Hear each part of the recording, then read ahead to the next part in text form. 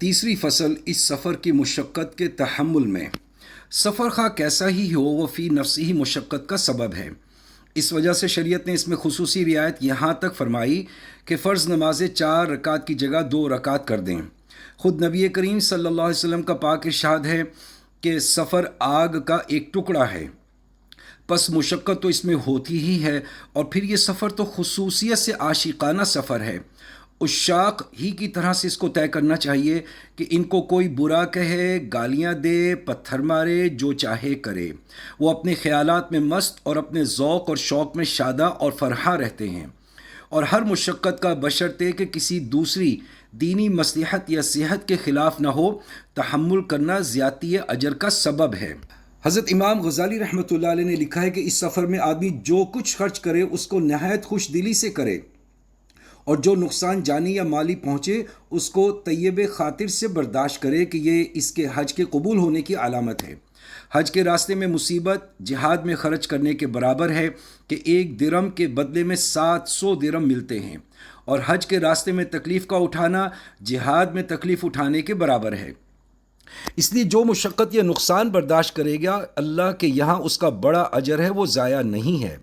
حضور اقدس صلی اللہ علیہ وسلم کا پاک ارشاد صحیح حدیث میں ہے کہ حضور صلی اللہ علیہ وسلم نے اماں جی عائشہ رضی اللہ تعالی عنہ سے ارشاد فرمایا کہ تیرے عمرے کا ثواب بقدر تیری مشقت کے لیے ہے۔ اس لیے یہ بات تو ظاہر ہے کہ اس سفر میں جتنی مشقت ہوگی اتنا ہی اجر ہوگا، مگر یہ بات ضرور قابل لحاظ ہے کہ وہی مشقت باعث اجر ہے جو ممدوح ہو، اور بے وجہ کی مشقت ممدوح نہیں۔ بخاری شریف میں ایک حدیث میں کہ حضور اقدس صلی اللہ علیہ وسلم کا گزر ایک شخص پر ہوا جس کے ہاتھ میں رسی بندھی ہوئی تھی، اور دوسرا شخص اس رسی سے اس کو کھینچ کر طواف کرا رہا تھا۔ حضور صلی اللہ علیہ وسلم نے اس رسی کو کاٹ دیا اور فرمایا کہ ہاتھ پکڑ کر کھینچو۔ بظاہر یہ شخص نابینا تھے یا کوئی اور عارضہ ایسا تھا جس کی وجہ سے دوسرے شخص کی ضرورت تھی۔ اسی طرح ایک اور قصہ حدیث میں ہے کہ حضور صلی اللہ علیہ وسلم نے دیکھا کہ 2 شخص کسی رسی وغیرہ سے بندھے ہوئے چل رہے ہیں۔ حضور صلی اللہ علیہ وسلم نے دریافت فرمایا یہ کیا؟ انہوں نے عرض کیا ہم نے یہ منت مانی ہے کہ اس طرح آپس میں بندھے ہوئے کعبہ تک جائیں گے۔ حضور صلی اللہ علیہ وسلم نے فرمایا کہ اس رسی کو توڑ دو، یہ منت صحیح نہیں ہے، منت نیک کام میں ہوتی ہے اور یہ شیطانی حرکت ہے۔ البتہ پیدل چلنا اس راستے میں ممدوح اور پسندیدہ ہے، جس قدر تحمل ہو سکے اس کو برداشت کرنا چاہیے۔